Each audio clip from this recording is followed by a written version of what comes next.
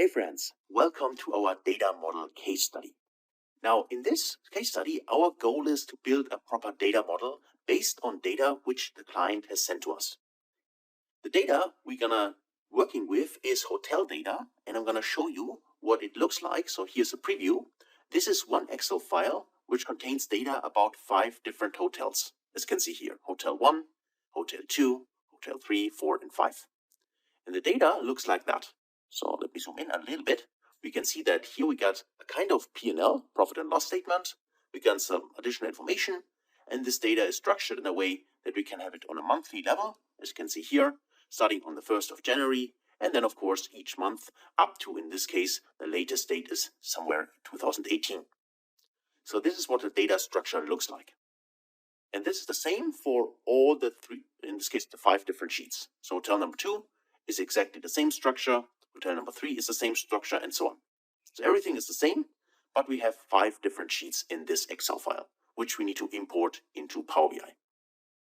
Besides this is not the only file we have to deal with, because our client is very big, so he or she has a lot of hotels. That's why we have a folder here, which contains also data from hotel 6 to 20, 21 to 50, and 51 to 100. As well as some additional data which we do not need. So in total, we need to import the data from 100 hotels. And the data is always structured the same way. So the preview you can see here from hotel 1 to 5 is the same structure for the other ones. The only difference is that here we got 15 hotels, and here the other ones are until 50, and here the other ones until 100. So there are a few additional Excel sheets in those files, but in total, the structure for all the hotels and the P&L, so the profit and loss statement, is always the same. Okay, now we know what we're dealing with. Now, how do we get this into Power BI and also transform it in a way which is then, suitable for our reporting? Because if you take a closer look at this, you already see, well, there are some issues. Like for instance, here we got an empty column, which is here included. Or we got also empty rows at the beginning, which we also don't want to import into Power BI. And also this kind of structure, so having the month here in the columns, is often appearing in Excel files, but also not a structure which is helpful in Power BI. What we would need is we need to transform it in a way that actually the headers here, all the dates are in one column. So for instance, in column number B, here are all the dates, and the values, which you can see here, those should be in the second column. For instance, then column number C. That would be a structure which is suitable and helpful for Power BI and for data visualization. So you can see there are quite a lot of things we need to handle regarding those files. So let's not waste any more time. Let's get into that. So let me first close this file so it's not locked when we try to open it in Power BI. And then we need to now open the folder. So I already have it here. So let me just copy the path directly from here. This is the folder path. And of course, you find this in the resource section to follow along. And I highly encourage you to do that because we want to tackle this together. And the best way to learn it, of course, is to follow along on a practical manner. So let's go in here. Let's just close that. And then let's just here go to get data. And this time we do not choose Excel file because we have several Excel files and they are located in a folder. This is why I go to more and then I search for folder. And by the way, you could also, of course, go to get data from other source, click here, and then go to folder, select the folder as an option. That would also be possible. So let me just click on more. Then we wait until the pop-up window appears. Here it is. And there is an option to choose folder for the data. So let's click on connect. And then you need to specify either via browse and go to the folder path, or I just paste this inside like that. Please make sure that you point to the folder, which currently is for me hotels, not to a specific file when you try to use the folder option, okay? Because Power BI is searching for folders, not for specific files. So as soon as you have selected it, let's click OK, and then wait until the navigator window opens. Here it is. And we can see that the content is a binary file, which is always the case for Excel files. We got the name of the file, the extension, the date created, and so on. So all these information. So instead of combining this, we now need to transform to open the query editor. Because if you take a closer look, we also have here this other data txt file, which we do not want to import in Power BI. So also we need to filter this. And of course, if you have everything in the folder and you want to load everything, it might be easier sometimes to simply click on combine. But in this case, we can't do that because we need to do a few additional transformation with the data. And also we want to get rid of specific files, which might be the case for you later on in other projects as well. So if you cannot delete a file itself from a folder, then of course you can always delete it by going to transform data steps. So let me click this. And here's our query editor. So there's the Power Query editor, and now it gives us information about the name, extension, and so on, as we've seen before as well. But the only very important column for us here is actually this binary file. Because if you click next, don't click on the file, click next to the file, somewhere here in space, you always get a preview of what's inside. And you can already see what's inside here in the binary file is the Excel file itself. So this is what we need. So that's why I want to remove all the other columns. And we can quickly do this by simply right-click here and say remove other columns. The other option would be to select all the columns and then remove them, but I think this is much easier and probably the better approach to remove the other columns because we only need to select one. So now we have our content, and for this content here, we actually want to remove the last one. So this is something we might have done before. If you go to source here, you see that the last one contains here txt file. So that's something we actually want to remove. So maybe it's easier to go directly in here on a name and then just say here either deselect this one, or maybe if later other files are also added to this folder, but they are text files, then we could also go to the extension and make sure we only import, in this case, the XLSX files. So let's actually untick the txt file, click OK. Now you see that we filtered this one out. Now we got only 4 binary files, which is true, because in the folder itself, there should be 1, 2, 3, 4 files, right? All the hotel files. So we're good to go. And now if we take a look at the next step, where we remove the columns, we only have 4 binary files left. Now we need to extract the content from these binary files. Instead of clicking here, what we do instead is we use in this case, M code, which is called excel.workbook. This is a formula in M, which allows us to extract data from Excel files, in this case from binary files. The way it works is the following. So we need to go to add column, and then under the option custom column, which we can select here, this allows us to insert here M code. So in this case, we could name it whatever we want. I just leave it custom for now. And the formula we need to import here is Excel dot workbook. Here it is. That's the formula, workbook. And it uses the Excel twice, so only once Excel.workbook here. And then you open parentheses like that. And then you need to add the specific column with the data, which in this case is content. So I can simply double click here, content, to edit. Or you select it and click on insert. That would also work. And now you close the parentheses like that. And you should see here no syntax errors have been detected. That's fine. So this should work. And now we can click on OK to extract the data. So let's click OK. And you see that now we extracted the data, which are all the tables in here. Now these tables, as you can see here, contain, again, click next to it, and you see it contains the name, like hotel 1, 2, 3, and so on. The data, that is the kind of table here. The hotel, the sheet, and whether the sheet is hidden or not, that's information. So this is what we want. So now we can get rid of the content here, right click and remove. And now we can expand this. So click here and then select what you want. So in this case, the most important thing for us is actually the data itself. But let's actually, for now, just untick this show header option, or use the original column name as prefix, and only keep those names as the headers. So let's click OK. And you see that now we have here the name, like hotel 1 and so on. We got the data, which contains the actual data from the Excel sheet.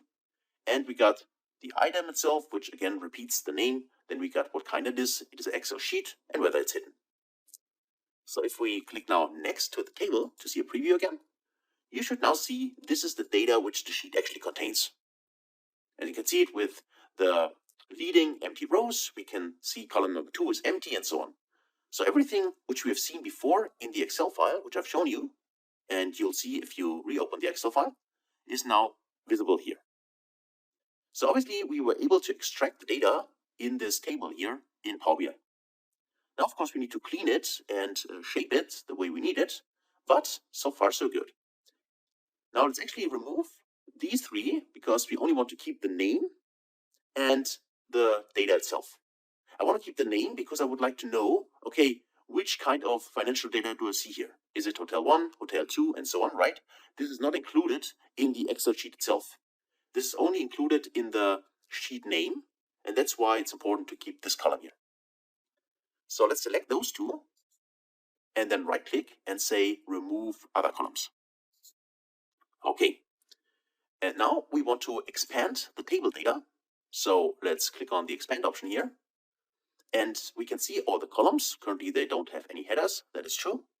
And just make sure that you use original column name as prefix. Untick this option, just in case you're wondering what this does. If you tick the option, then all the columns would be named as data.column1 and data.column2 and so on. And I don't want this, I don't need this data in front. That's why I untick this option. So then expand is fine. So let's click OK.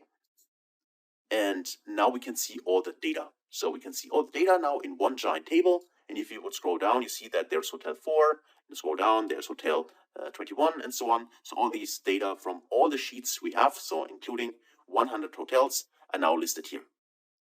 And you can also see this if I go to the name and just check them. You can see if I load all of them, I should see here including hotel number 100. Of course, they're not sorted correctly here, but you can clearly see that it contains all the hotels, so all the data from all the hotels in one giant table. Now, so far so good. We got the data, and now it's up to us to clean this.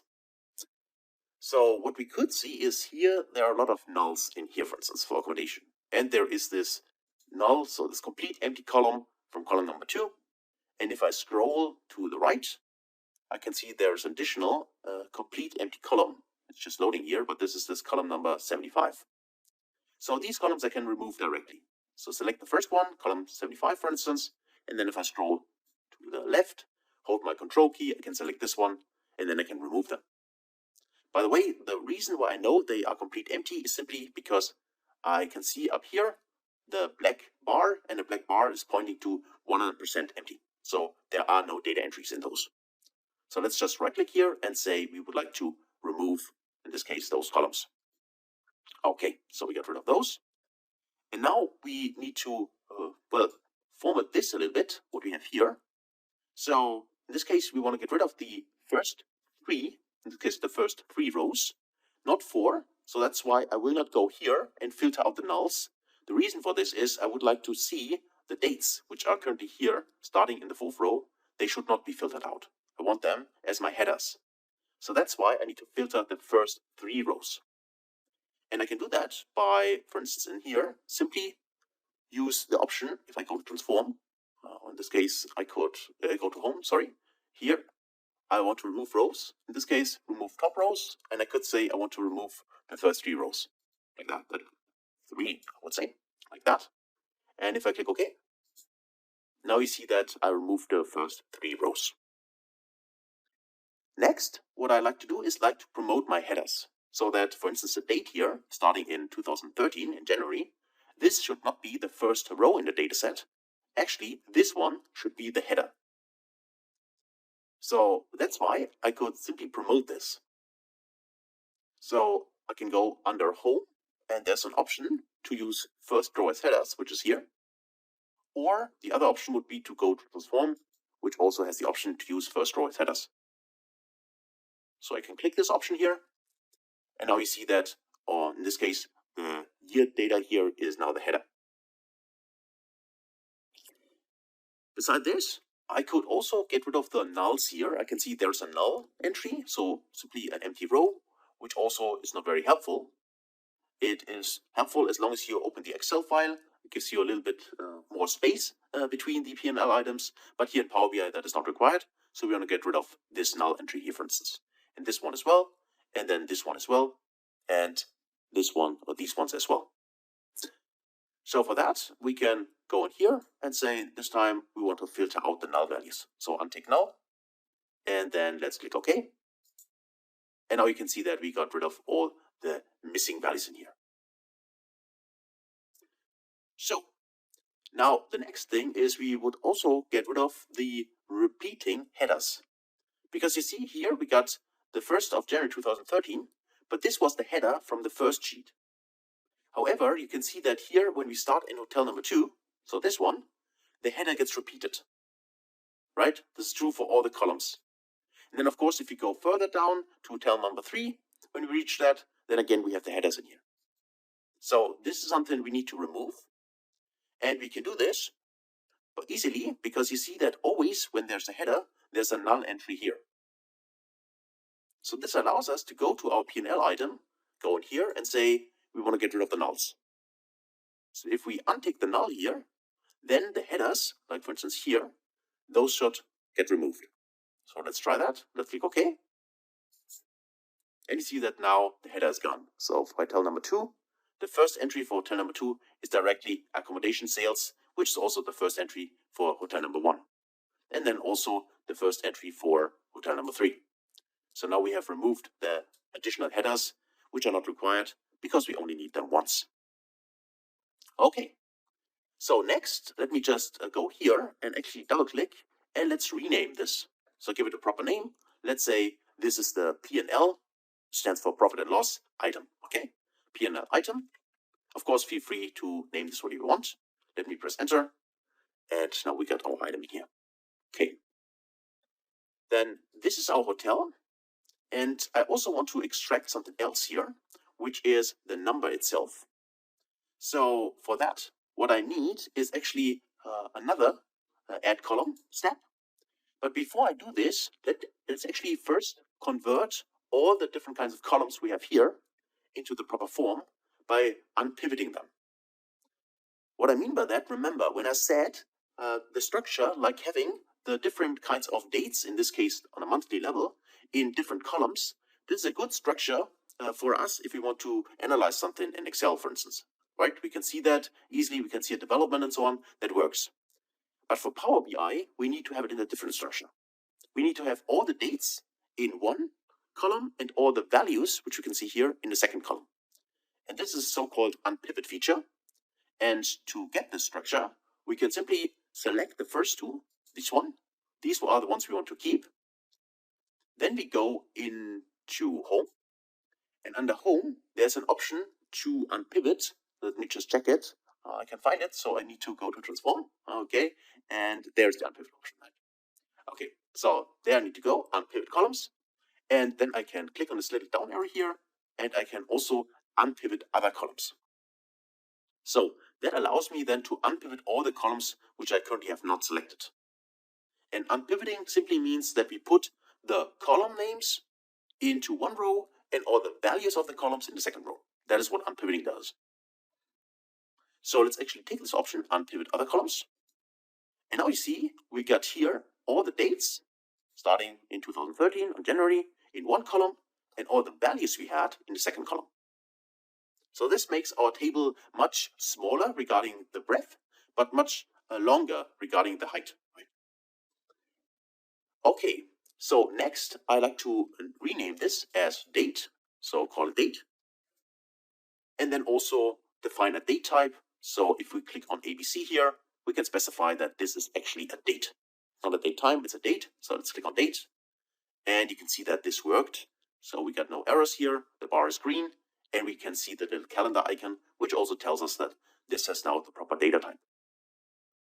The same is true here for the values. It's currently not assigned any data type.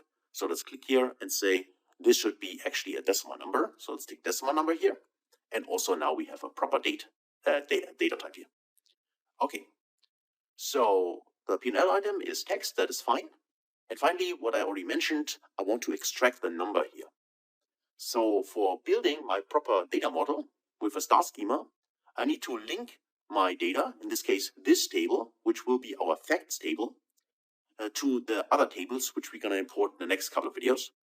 So for that, I need to have a key. And the key I'm going to use is simply the hotel number.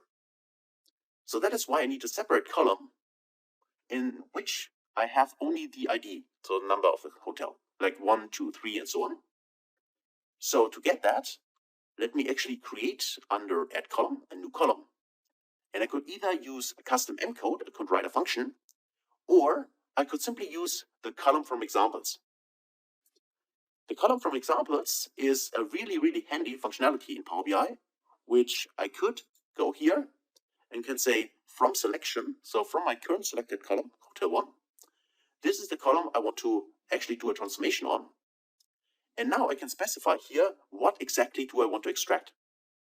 So in this case, I only want to have the number, so I simply type in a 1 here, press enter, and you see that now Power Query, in this case the Power Query editor, has written a function for me in M, which is text.between delimiter up here, hotel is the column, and it searches in this case for the 2 parentheses, which extracts here the 1. So by giving it an example, then the column which we've selected is analyzed, and then M function is created by trying to extract the data. And this looks actually fine. If I scroll down, I get here still 1, 1, 1, 1, 1. So it goes further. It looks fine to me. So let's actually click OK, and let's just see whether we get exactly what we need. So click OK. So we get our new, in this case, column. And let's just check what we have. So let's go in here and search for here. Let's actually load more. And we can see we got the correct values, right? We got 1, 10, 100, and so on. So these are all the data which get extracted from the hotels. And if you quickly want to check it, simply untick this box, go to 11, for instance, click OK. And you should see that hotel 11 here, for instance, the 11 is extracted. So exactly what we need. So let's get rid from the applied steps of the filter, because we want to have all hotels, not only hotel 11. That was just for testing whether the function works. So let's untick this, and now we get all the hotels back.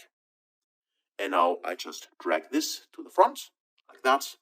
And then I just rename this and simply call it hotel ID, like that. Press enter. And now finally I get rid of the hotel 1, because this is something I don't need anymore. I have extracted the ID, and the hotel itself as a name, this is not required. So right click here, go to remove. Okay, and we are good to go. And now we have actually transformed our messy data, so all the 100 hotels we had in various Excel sheets together, and built one big table, which is our fact table, which we can use then for our data analysis. Now that's it for this video. So hopefully you enjoyed it, and in the next video we can dive deeper into the additional tables we need to create. So thanks a lot for watching, and I can't wait to see you in the next video. Until then, best guys.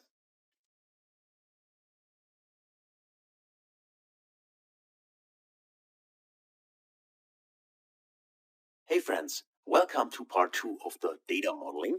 Now, after we have loaded all the hotels and transformed them into a proper structure here, we can actually get started with importing our additional information regarding the dimensions we want to use.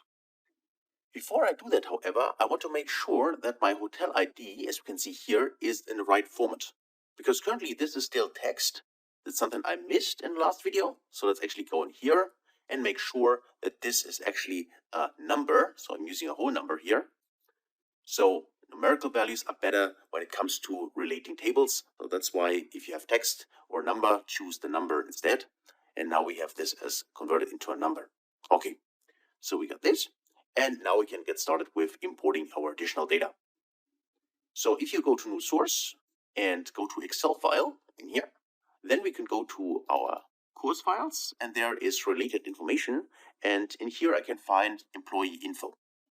This file here. So let me just select it. I click on open, and then we also load it into Power BI. Here it is. There's the navigator. Drag this to the side, and let me choose employee here. So here we got a little preview of the data. As you can see, we got the hotels, and then we got here the manager name and his or her surname. So let's click OK. And now the data is also in Power Query, so in the Power Query editor. And now we can work with that. First thing is, as you can see here, that the headers are currently not promoted. That's why I can see column 1, column 2, column 3, and actually hotel, manager name, and manager surname. Those three should actually be the headers. So to fix this, we already know we can do this under home and either click there on your use first row as headers, or we go to transform, and there's also an option, use first row as headers. So let's take that option, and now we can see we got the correct names for the columns. Next, I'd like to do the same trick as we have done for hotels, because here we extracted the number from the hotel to get our relational column, which we're going to use, which is the same here for the employees. So to link the employees, we also need to extract the ID from the hotel, which we then can combine to the hotel. So we relate the responsible, in this case, employee for the hotel. So the manager for the hotel. So to do that, we do the same trick. We go to add column, and then we use here this great option, column from examples. So let's actually, the column is selected. Let me click on this little down arrow here, and then say from selection. And then I'm just putting a 1 in here, 1, press enter, and that should be it. So take a look, hotel 2, 3, and so on, and you can see here are the numbers. That looks correct. And also just check that it's hotel, it's a text splitter, so text between delimiters and delimiter are the parentheses. That is true. So that's why I can click OK. And now I have this additional column, which is in this case the hotel ID. So now I can get rid of the hotel. So right click here and remove. And then I also drag this front and make sure that this is called hotel ID. So I name it hotel ID. And I also want to make sure that the data type, that is very important, is the same. So because we converted this into a number, in a whole number to be exact, this also needs to be a whole number to link those two tables. So we can go here and just check here the whole number. There it is. And now we have our mapping column from the employees to the hotels. Now let's get even further. So let me just link, in this case, or merge, to be precise, the employees to the hotels. Because there's one additional thing which I personally don't like in here, which is we have duplication in here. So as you can clearly see, we have here hotel managers, and if we map them to the hotels, we will get, as you can see here, repeating information. So here we have Jeff Bezos, for instance, who is responsible for hotel number 1. But obviously he's also responsible for hotel number 6. And then he's also responsible for a few additional hotels maybe. So we have duplication in here in the data. So how can we fix this? Well, to do this, we first map the employees to the hotels and then create an index. So let me show you how that works. So let's go to hotel and then go to, in this case, I'd like to actually transform that and I'd like to merge it. So I need to go to just like here to home. There it is under merge queries. Here we go. So let's click on this and say merge queries. So we could also merge it as new. If we consider those as staging tables, we could say, okay, merge the query as new. Then we could say, in this case, here we have our hotels, and we would like to merge it with the employees. And we would like to do this on the IDs. So select the ID here, select the ID here, and we can see that we got exactly, so all rows are matched, so there are no mismatch in here. So let's click OK. And this gives us a new table, which is this hotels. And here we have a table. And if you click next to the table, you get a preview, and you can see what's inside. It is the hotel ID, as well as information about the manager, which gets mapped from the employee table. Now for that, what we need is we just need one information here, and I'm using the surname. We could also choose the manager name, but in case there are two managers have the same name, then this might be an issue. So I'm choosing the surname for now. So let me just click on the expand option here, and then untick this original column name as prefix, because we don't want to have a column like employee dot manager surname or employee dot manager name. We just want to have manager name. That is why I untick this one, click the manager surname here, click OK. And then we should see, as you can see here now, Bezos, for instance, who is responsible for hotel number 1, which is true. So now we would like to get rid actually of this text value here and also map this as a number. So to do this, what we need is a copy of this employee table. And to be exact here, I don't want to create a copy, because a copy or duplicate table has the problem that the table is not linked to the original table anymore. On the other hand, if we go here, right click and say, I'd like to create a reference table is referenced to the original employee table, meaning if the employee table changes based on an update, for instance, some managers leave the company, others come to the company, then the reference table also gets updated. That's why I'm choosing reference here instead of duplicate. So let's choose reference. Okay, here's our reference employee table. And for this table here, what we like to do is we like to get rid of the duplicates. So we could now say, okay, just remove this one. We don't need this. Remove, in this case, this column. And then for these ones, we can select both of those columns and then just say, right click here and say remove duplicate values. So let's do that. Let's click this option. And now you can see we got a unique list of our employees, in this case, the managers we have, without any duplication.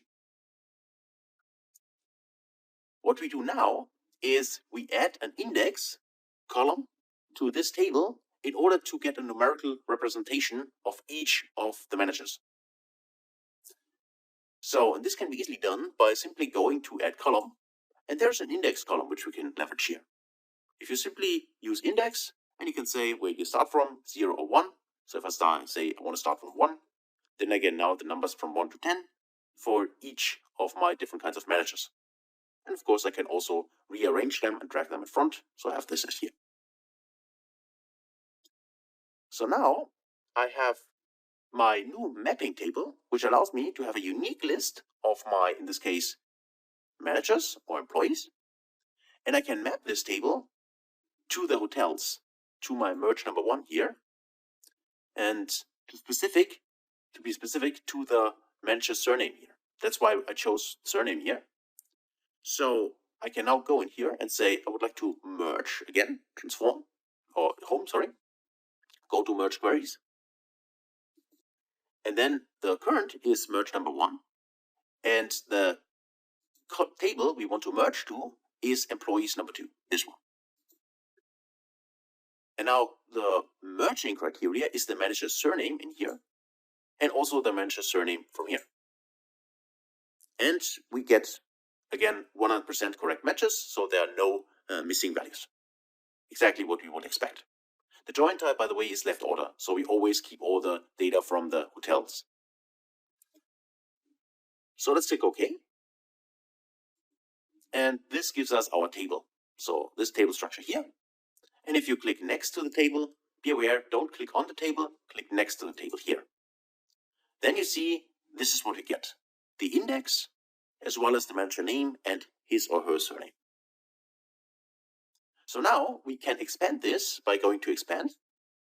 And all we need is actually the index, because we'd like to map the index to the hotels. So we know which manager is responsible for which hotel based on the index of the manager, not on his or her name. So we now say I'd like to keep the index and get rid of the manager name and manager surname. So click OK. And now we have the index of the manager. And now, after having the index, we could get rid of the surname. So I can right click here and say remove. And now we have the index, which we should rename as simply, in this case, manager ID. Manager ID. So now we have an hotel ID and we have a manager ID. And this manager ID can be now linked, we can link it to, in this case, the employee table we have here, which is this one, where we also have the ID. And a unique list of managers in this case without any data duplication. So this is a proper dimension table, because dimension tables normally do not contain any duplicates. The facts table, in this case hotels, with all the information about financial data, this of course contains duplicates, like in this case here accommodation sales, for instance, as a P&L item. So these are the relevant tables for us now, and these ones are the ones we used at the beginning. So we could actually now create a group. So already get started with that. Here, create a new group. And this group is, I call it staging here, staging, or let's call it actually, this already transformation, depends, transformation. The various names which people use. I'm going to use transformation now, like that. And in this, I'd like to actually move my merge as well as my employees, which is my dimension table. So this I call managers. So let me just rename it here and call this managers. And actually, I want to call it manager TBL for table. So press enter. And this one here, these are my hotels. So that's actually my fact table. So I can call it either facts or hotels. In this case, I'll stick to that. I simply call it hotels TBL. Just want to mention, some people prefer to have something like dim underscore hotel, dim underscore manager table for dimension tables, or for instance, facts underscore hotel TBL. You can also name it this way, right? It depends on your naming convention. Everything is fine as long as this works for you. So that is that. So we have those two tables, and we can already actually right click here and say we want to disable the load, because we do not want to load them later on in the data model. So we can tick this option. Yes, we would like to do that. And also for this one, we like to disable the load. Okay, now those are disabled. So they are included in the data refresh when new data gets added, but we will not load them into the model. Only those two tables, this one and this one. And that's it actually for preparing the employees table or manager table as our first dimension table. So hopefully you enjoyed it and you were able to follow along. If you have not done so far, please do this practice yourself. And then I hopefully see you in the next video. Until then, best guys.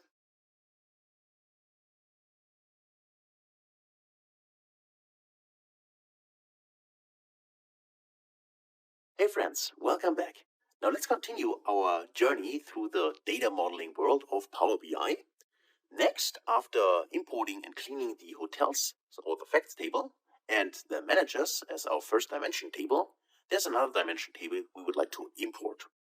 So let's go to new source. And again, you find it in the resource section to follow along. So you can click on Excel and then choose here the hotel info, which is the second sheet we want to add. So click on open, and then let's just wait. And here we have our two options. We can either use the table inside this Excel file or the whole sheet, which is also called info here. But in my case, I always consider as practice to import the table if you're dealing with Excel files, because this makes sure that we only import the specific data from this table, and we are sure we do not import any additional data which might someone has added to the sheet. So it's up to you. In this case, it doesn't matter because there is no additional data, but still, I think it's better to always use a table in case it is available. So let me just check the box as I did, and then let's click OK to import this into our query editor. Here we go. These are the hotels or the info, the additional info.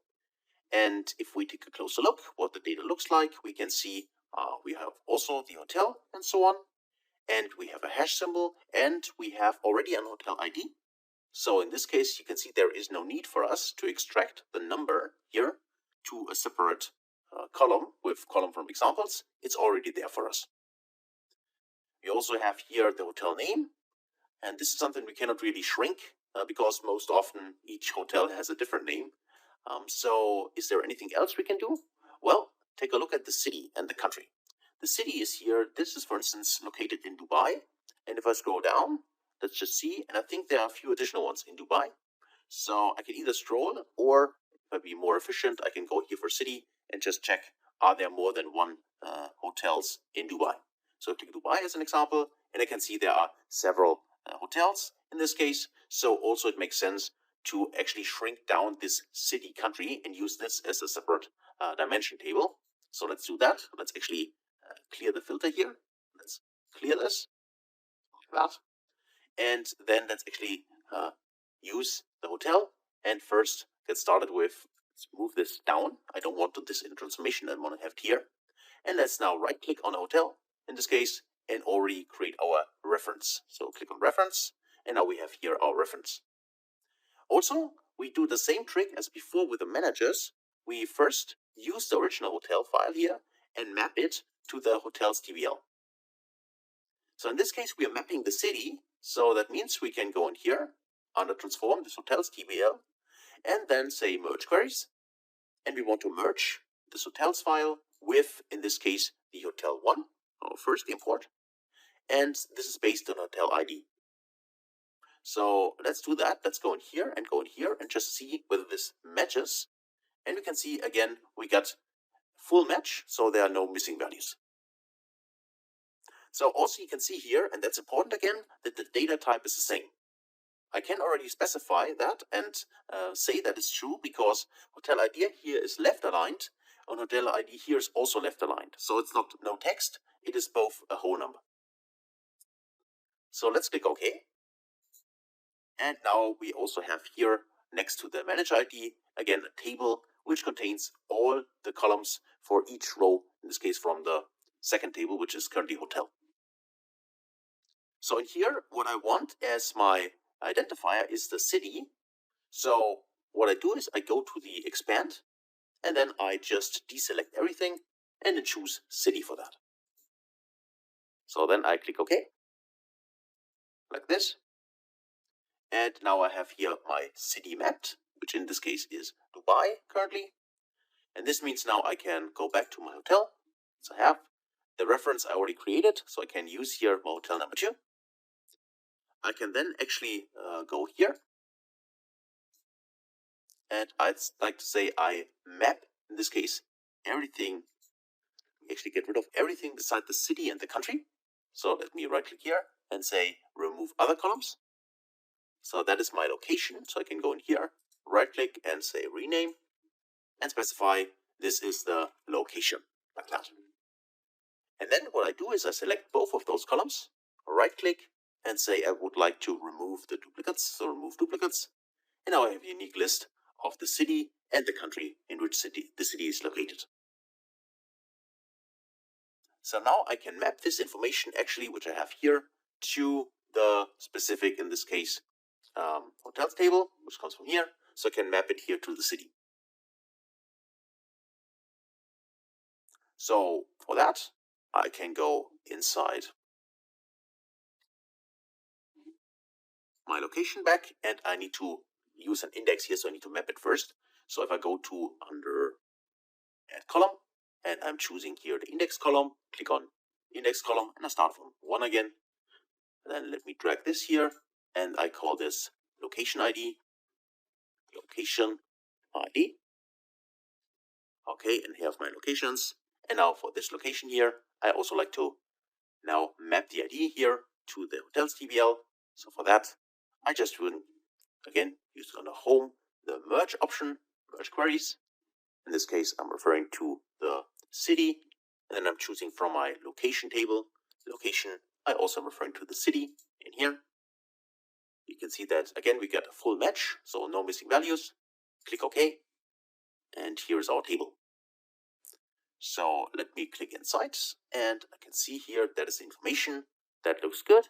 So let's actually go to expand and make sure that we only keep the ID. Click OK. And now we have the location ID. So now let's right click on the city and get rid of it. So we don't need this anymore. That was just for the merging. So let's click on remove.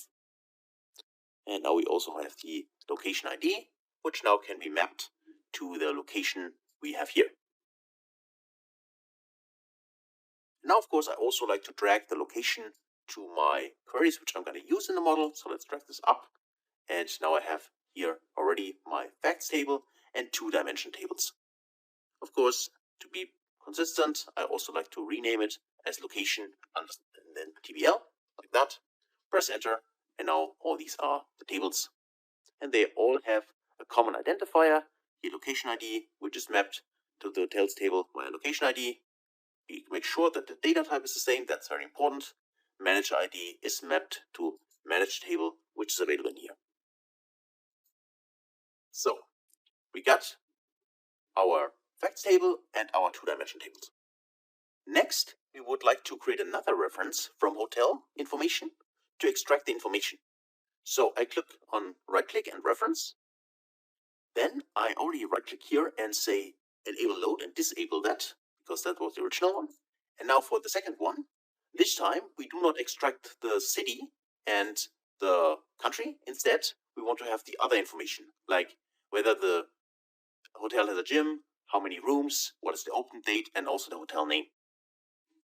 So let's actually select the things we want to keep. So gym, rooms, open date, hotel name, and also the hotel ID. These are the columns. The other ones, like the hash, the hotel itself, and also these ones are not relevant anymore because these have already been now separated in a other table like location. So we can right click here and say remove other columns like that. And now we got here all the hotel information and also already a linking field, which in this case is hotel ID, which also allows us to map this table here as a dimension table then to our facts table, which is here the hotels TBL, because also there's an hotel ID. So I can go in here. I can, if I want to rename this to have the same name, so hotel ID underscore and hotel name. I can also drag this around if I want to do that. And let's just check. The date here is currently not a date. So also convert this to a proper date. Click on date. And now we also have dates in here. The data type seems to be correct. And now actually let's rename this as hotel info TBL. Hotel info TBL. And finally, let's actually drag this also up as another dimension table for our model. So that is it for that. So that's it actually for this video. We created 2 additional dimension tables. The locations, because of the repetition, we separated out in a different table, and we made sure that we can map all these dimension tables via the hotel ID to the hotel or facts table, which we have created in here. So that's it for this video. Hopefully that was helpful and you understood what we did. I always encourage you, do this yourself, the exercise, because that's the best way to learn and to explore. And thanks a lot for watching and your attention, and I can't wait to see you in the next video. Until then, best guys.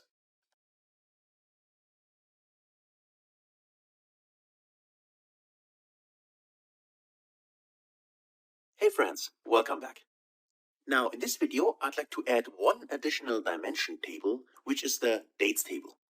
So if you have taken my Power BI masterclass, Beginners to Advanced, you know that for each proper data model, we need a proper dates table. So that is why I provide in the resource section a dates table, which is in M.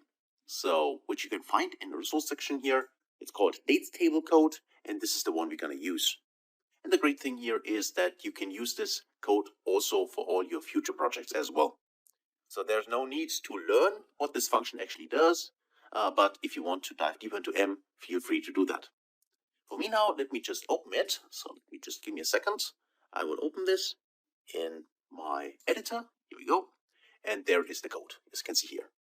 So it's an M function, which you can use. So Control A to copy it, select it, Control C to copy it, and then we go inside our Power Query editor, click on New Source, and then we choose the blank query and just paste the code inside. So go to Advanced Editor and remove the template in here and then just paste it. So you should see no syntax errors. So then you're good to go. And then we can click on Done. And this allows us here to enter our start date, the end date, and in case we have a different financial year, so not starting from January, then we could type in the month number here as well. In this case, it's just 1 because in the financial year here is in January. It's nothing special here. So for the start date, I'm starting with the 1st of January in this case, 13. Remember, our data set hotels contains older data. It's from 13 to 18. So we get started here. And our last date is, I think, the 31st of 18. So 12th of December in 2018. And of course, even though we specified here, we still have the option later on to adjust the dates table. So for the holidays, if you have a separate holiday calendar, you could choose the column from this table, from the holiday table. In this case, we don't have that, so we leave it unspecified. And then all we need to do is simply invoke the function. So I click on invoke, and this allows us here to create the dates table, which is here. And that's what I meant. If you want to adjust this, all you would need to do is simply you can go in here in the ribbon bar and just change it to a different date or month or day if you want. It can be easily changed here and modified anytime. So let's rename this as our dates table. So I'll go in here under properties and call this dates TBL. Press enter and we got our dates table with a lot of additional columns. If you take a closer look, you can see here the day of the month. We get information about the weekday, even though this is currently in German because of my regional settings, but you should see it in your native language. And then we can also see here the ISO year and all this information, and everything of this can be used to slice and dice our data later on. So just in case you do not want all these columns, of course you can always delete the columns you don't need. For instance, select one, hold Control key, and select another one, or hold Shift key to select several of them, and then right click, and you can always delete, remove the columns if you want to do that. For me, that is fine. I just want to keep everything here, so I leave that unchecked. And then I just drag my dates table here up to my dimension tables, because it's also a dimension table, which I'm going to use in my model. The query itself here remains in the other queries, that is fine. And so we are good to go with this specific dimension. The last one I want to add here is data enrichment, and this is about currencies. So just for the sake of this example, let's say we have data from, or receive data here from our customer. And let's say the customer here who provides us the hotel data and who wants us to analyze the data and prepare it for Power BI is located in, let's say, in Europe somewhere. Now, this means that in this case, currently the value here, which are the sales numbers here for various P&L item or cost numbers, depending on the item itself, are currently in euro. Okay, that's the local currency for that. And let's just say the client wants us to analyze this in US dollars. So for that, we need an exchange rate. So normally in companies, often they have also a separate department where they specify what kind of exchange rates should be used. But in our example, we want to learn how we can enrich our data using, in this case, exchange rate data, which is publicly available on the web. And most often, each of the central banks has its own, exchange rate table, which is provided for free. Or you could also refer to an exchange rate API from another vendor, but most often you have to at least register yourself with a free API key you can get then, or sometimes you also have to pay, depending on what kind of provider you use there. But for us, we use something which is publicly available. I think that's the easiest way to do it. And of course, then we'll make sure that everyone who is following this course can also access that. So that is why I chose this website here, which is from the ECB, the European Exchange Rate, and I can provide you this link also in the resource section. And what you should see then, if I make this a little bit smaller here and drag it up, you can see that this is the data coming in this case from the 29th of May in 2023. And there I can see different kinds of exchange rates in this table. Here, for instance, this is always the European euro in compared to different currencies. For instance, €1 would be 1.0715 US dollars at this moment in time. Of course, this will change when you watch the video because exchange rates fluctuate, but that's the case right now for me. And you can see also this here available for other currencies. So in our example, we have euros and we want to convert it into US dollars. That means our goal is to extract here this spot rate. This is the rate we're going to use. And then we need to multiply the values we have in our data set times this 1.07 in order to derive the US dollar amount. So to do this, we need to extract somehow this table and get this into Power BI. So let me just here select the URL. I Control C to copy this. And then let me just remove this. And let's go back to our data modeling part. And now we choose here a new source. And this time the source is a web source. So you can click on web here, select this, and now we need to paste it the URL. So I just Control V to paste this. And now let me just click OK. And we should see a window opening. Here we go, the navigator. And this now allows us to see the table, so the HTML table, which Power Query in this case has extracted. So under the hood, what happens is that Power Query is analyzing the specific web page and is searching for table structures. So it's analyzing the plain HTML code and see what kind of tables are there. And you see that this table is suggested, table 1. And if I select it to see a preview, we can see in here that looks actually good. There's a currency _1, which is actually the real name. And we can also see the spot rate. And if you take a closer look, that's actually exactly what we can see here, right? The currency, this is the currency _1, which Power BI identified, and that is the spot rate which we need. And the errors, of course, this is not real data, but this is also not what we need. We need these values here.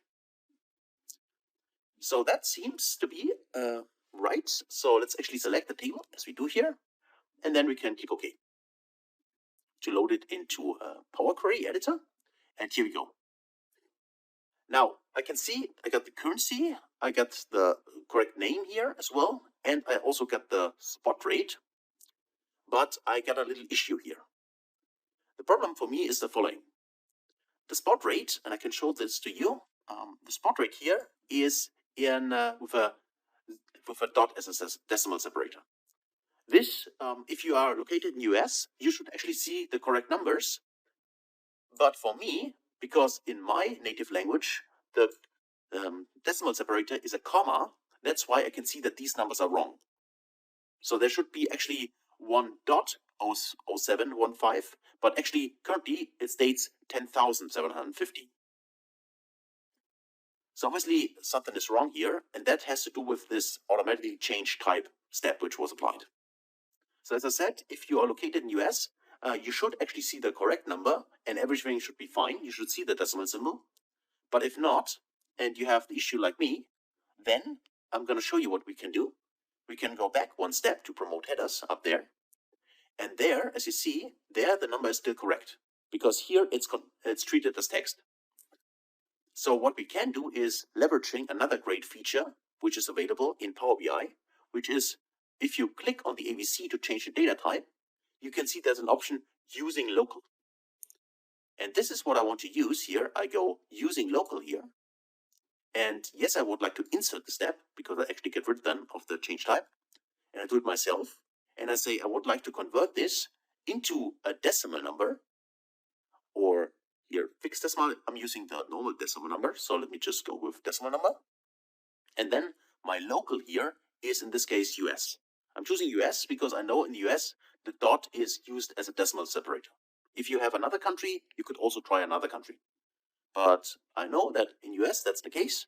So I can search for English and then US. Here, United States, English, that's what I choose. And now this is treated as a US text. So in this case, number. And if I click now on OK, you see that now I get the correct numbers in here. So for me, it's now 1, comma, which is the decimal separator for me, 0715. So as I said, maybe you don't have to do this, but still I think it's very valuable to know that, because maybe in the future you need to deal with, let's say, European data where you have a comma as a decimal separator and you are located in the US or somewhere else where you have normally a dot as a decimal separator, and then you can do exactly the same way, but just choose then, for instance, Germany and another country which has a comma separator and convert it using this using local option. So we got the correct spot rates now, and that's why I need to actually get rid of that. So this step I don't need, and instead I will see these are data types are correct. This is text, this is text, that's fine, and this is something I don't need, so I can just remove it completely. So now I have my currency conversion table here as well. So let's say right click here and rename this and say that's my currency conversion. That's spell correct, conversion TPL, right? That one. Now all I need to do is I could convert it also, or drag it actually up if I want to keep this complete table. But in our example, I actually only need the first entry, the US dollar. So if you want to try out this with a different currency, you can do that as well.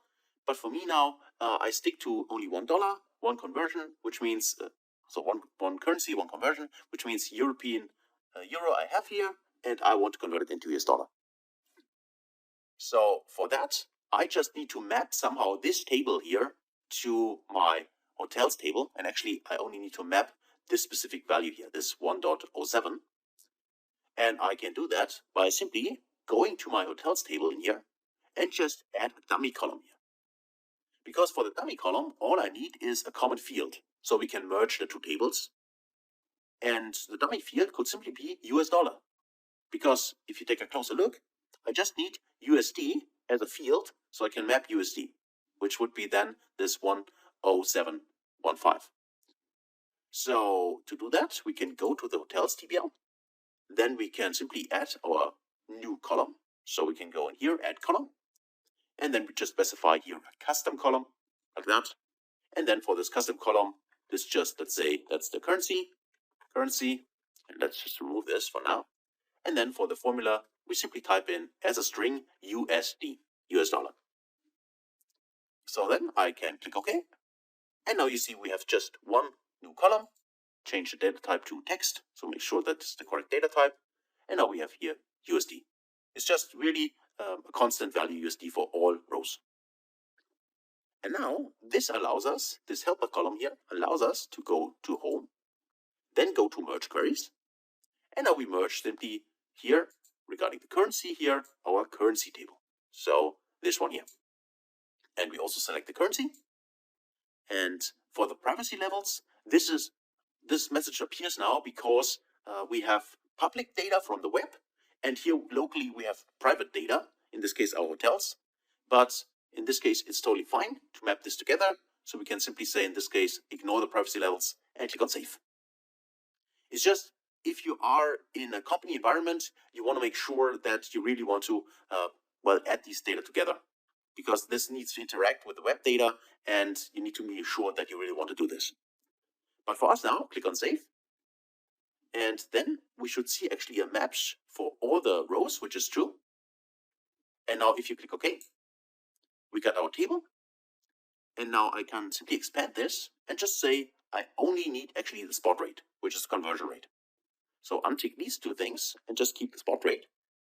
Click OK. And now we can see this 1.0715 everywhere. It's just the same value, but this now is our conversion rate. And now I can also get rid of this currency that was just for helping me out. Let's remove this. And now we have our spot rate and we have the value. And everything we need to do now in order to get these euros into US dollars is multiply those two columns. So let's say go in here, go to add column, use a custom column. And this custom column is simply, let's say, the value converted. I call it converted. So I can keep both of them. But in here, I could simply say now I want to use the value column and I want to multiply the value column. So I type in the star and I'm using the spot rate. Like that. You can see that there are no syntax errors. So here, hopefully you can see that. So we're good to go. And then we can click OK. And this gives us one new column in here, which is this one. And this is simply the multiplication of this value here from the value column times spot rate, this one here. And this gives us now our converted value, which of course we want to make sure that this is the correct data type. So you can go in here and just convert this, go in here and say decimal number. Okay, so we are good to go. And then we can actually right click here and we can disable the load, because we also don't want to load this in the model, but also include in refresh. Now, the main benefit to do it this way, using public data from the web, is of course that this also changes if we refresh the data model. So that means we will always, whenever we refresh, we get the latest data, in this case from this website. And that's why it's not static, but it will update each day. Of course, if you want to make this static, you could also do that by simply adding this as a constant value instead of referring to the currency conversion, or simply right click here and say you don't want to actually include it in report refresh, then this data will not get updated. Right? So then you have a certain point in time where you basically lock the exchange rate. If that's a use case for you, you could do that. But by default, as long as we include it in refresh, then also this data gets refreshed, and then we have a new exchange rate, and of course those values will change. So this is that for that. And now we are actually done creating our dimension tables. We have our fact table. We have the values, in this case the relationships, which are the ID columns, which allow us to map the manager table, for instance, and the other ones with the index we have created to the hotels table. So there we have an index via the hotel ID or via location ID and manager ID. So this allows us to map the tables we have here, and the dates table can be mapped, of course, with the date column here. So now the final thing which we need to do to set up the data model is, of course, at first go to Home and click on Close and Apply to apply all the changes we have done so far. So let's do that. Let's click here. Okay, and now the data gets loaded. And now we have our tables in here. All right. So let me just click on Apply Changes. And also then go with that. Sometimes I have this issue here. What helps to get rid of this this little hint here is always just save this, close it, then save the model, press the save button here. Yes, apply it. And if I save it and I reopen it, then this message will be gone. And I'm going to show you this in the next video. So that's it for this video. Hopefully that was helpful. And in the next video, we make sure that we first set up the model relationships, which is crucial to get started with visualizing Power BI. And afterwards, we can actually start diving into the data. So thanks a lot for watching and for participating. If you got questions, feel free to ask. Otherwise, I'll see you in the next video. Until then, best guys.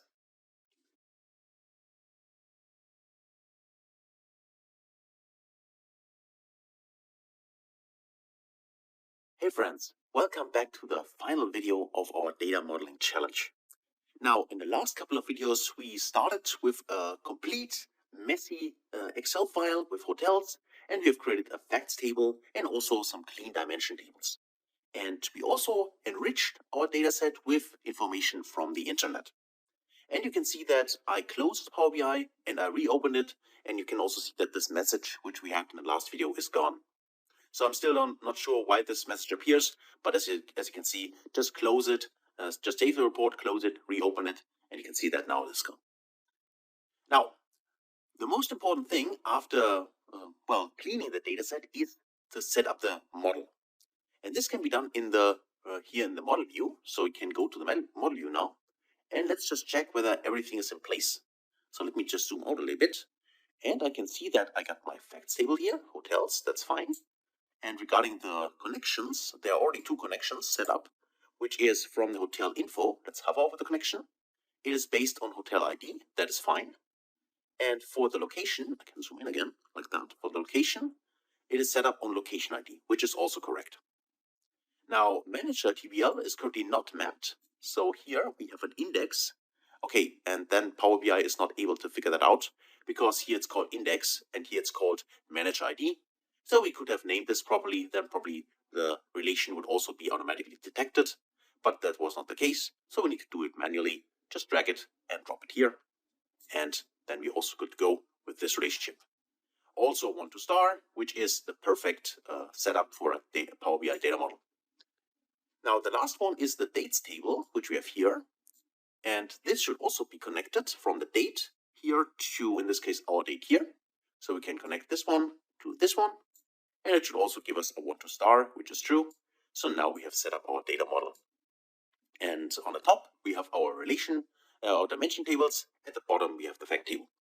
Some people also like to place the fact table in the middle or in the center here, and then put the dimension tables around. So like that. Of course, maybe one at the bottom here, and one here, and then one on top. So a little bit too big like that, and maybe one here. So you can also set up the model like that, right? This is only for structuring and for yourself, but it doesn't really change the data model. The crucial part is that you set up the relationships here correctly, make sure that the right columns are connected, also that you have a 1 to star, so 1 to many relationship, and also that the data types of those columns are the same.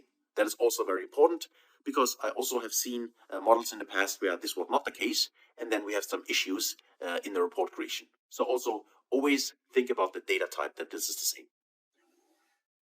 Now, after we set up the model like that, we could now go to the report in here, and we could start actually creating our reports. So let's just check whether that works after setting up. In the location table, for instance, we have a country. So we could go with the country, or let's actually use the city for that. And let's just check. And I can see here, city is currently only one. Now there we go. Okay, took a while. Now here is our location regarding the location table. And now if we would use data from the hotels TBL, so from the facts table, I would expect that this is mapped correctly to this one. And we can try that. Let's use the converted value, which we used, so US dollar amount, and put this on a bubble size. And we see that there are differences, and we can see that for various, in this case, cities, we have different kinds of values. And I can also see that I probably need to format those values a little bit. So if I go in here, I would probably have here set this to 2 decimal numbers and also to US dollars. So that would be actually the correct, let's go here again, 2 decimal numbers. That would be the correct value. If I hover over this now, I should see a better value like that. Yeah, that is true, right? And of course, I would also be able to filter this further. So if I go to my dates table here and I choose, for instance, the date here as a slicer, or I'm choosing the year actually as a slicer, go in here, choose year, use this here as a slicer. Let's just check that. Where is the slicer icon? There it is. And then I also want to have this under the slicer settings. I go to the view pane here and make sure that under the formatting option, I'm choosing here the slicer settings, and I say I would like to see this as a drop down. And then, for instance, I choose one of the years. As you can see here, we have all the years. Just choose the latest year, for instance. And now I would expect, if I make this smaller, that also the data here changes. And I can see that this is also less, the value is smaller, right? So this works. Which gives us also an indication that also our, in this case, if I go back in here, our dates table is able to filter our facts table hotels because we have set up the relation in the model before, like that, right? So we can use this table here to filter our hotels table. So that also works exactly as it should. So beside this, of course, we could play around this further. We can go in here and say, also add maybe for styling here the category labels. If I tick this on, I can now also see here the various cities and their names and so on, right? One last thing I also like to show you is the P&L item, because there might be a little bug which we need to fix. So if I go in my hotels TBL, I have the items, and if I go to the item here and tick this option, and I also would like to see here the values. So if I go to value converted here, this one, I can see here the values for the various items now across currently all the cities, because I did not slice my data here. But let me make this bigger so you can see that better. Go to the value section here and choose maybe 14. Okay, so hopefully you can see that on screen. Now, we can see that this works, but if you are familiar with a P&L structure and also with the structure which we have seen in the model here, originally in the Excel file, you can see that actually we started with various kinds of revenues, like accommodation sales and so on. And this looks a little bit different from this one here. Because here you can see that this is a little bit, well, the order is not correct, right? Retail sales, for instance, should also be next to accommodation sales on top. And at the bottom, actually, we would like to expect rather things like gross profit and so on, or the other kinds of things. So obviously, this order is not correct. And what could we do? Well, if you go to the 3 dots, you could see that we can sort by P&L item, but this only allows us to sort this ascending or descending. This is not what we need. We need a proper sorting here.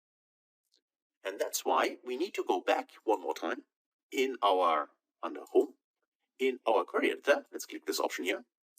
And then let's just do the following. Let's actually create another mapping table, which allows us to sort the, in this case, the P&L items correctly. So for that, I'm going to the hotels TBL, this one here. And what I will do is I will simply right click here and I'm creating here a reference. This would be one option. The other option would be to something I want to show you here, something new, which is right click, on this case, on the specific column. And instead of doing the thing which we've done before, like referencing and then actually merging, for instance, this back to hotels, after we remove the duplicates, we can go in here and just right click on a column and say add as new query. If you tick this option, we get now a new query which contains, it's currently a list and contains all the various items inside the P&L. So now we first convert this back to a table, and this can be done by simply going here to table. So list is a different data type, and we need this as a table, so that's why we do this at first. So these are default settings. There is no delimiter. Click OK. Now we get our table, and now we right click here and say we want to remove the duplicates. So go on here, remove duplicates. Now we got a unique list of our items and also in the correct sort order here. And now we do the same trick. We go to add column. We add an index column. So if I say index column and say from 1 in my example. Okay, now we got also our mapping in the correct order. And now what we do here, call this simply P&L. Let's go rename it and let's say P&L mapping. Okay, mapping is also a helper column, or in this case a helper table. So that's why I drag this outside of my transformations. And here for this one, now I want to merge this to the hotels. So I go inside my hotels table. I go in here and say, go to home and then merge queries. And this time I merge via the P&L item, go in here and I merge my P&L item mapping, this one. So like that, you can see here. And then I need to select here the P&L item. And then we should see exactly, we match everything. We can click OK. And now for the table, we expand this and just choose the index because we need the index for the sorting. That's our helper column. Just remove this use original column name as prefix, then click OK. And now we have here our index, which is the mapping for the P&L item. So actually it's the sorting column. So let's say P&L sort. That's what I name this column. And then we should be good to go. So let's right click on the P&L mapping and also make sure that we do not enable the load because we don't need it in the model. It was just to create our helper column for sorting. And now we can go back to the report by clicking close and apply. Now this gets applied in just a second. We get our hotels data in here. And now we could do the following. Just watch what happens. We have here currently the not corrected one. It's not sorted correctly. But now if we go inside our data view here and select here the specific facts table, so hotels DBL in here, and now we can choose the P&L item, and we can say under the column tools, sort by column, and now we choose our helper column, which is the P&L sort. Tick this option here, and now if we go back to the report view, you now see that now this is sorted correctly.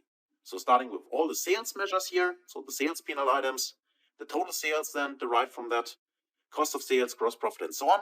And at the end, we have the EBITDA, including these additional informations like rooms available and rooms sold. So that is it as a little bonus trick here for sorting or creating a helper column, because that's required in Power BI if the alphabetically sort doesn't work for you. And of course, now we could still continue creating our reports. We can play around with different themes and so on, different kinds of visualizations, and well, creating our final report, which we can deliver then to the customer, including our insights. So this is something I leave up for you. The main point of this complete part was actually figuring out how we can start with messy data, clean it, convert it into a proper star schema, into a model which Power BI can work with, and then of course also a few hints and tips and tricks along the way. So that's it for this video. Hopefully you enjoyed the whole part and this was helpful, and you can apply what you've learned in your own projects in the future. So thanks so much for watching,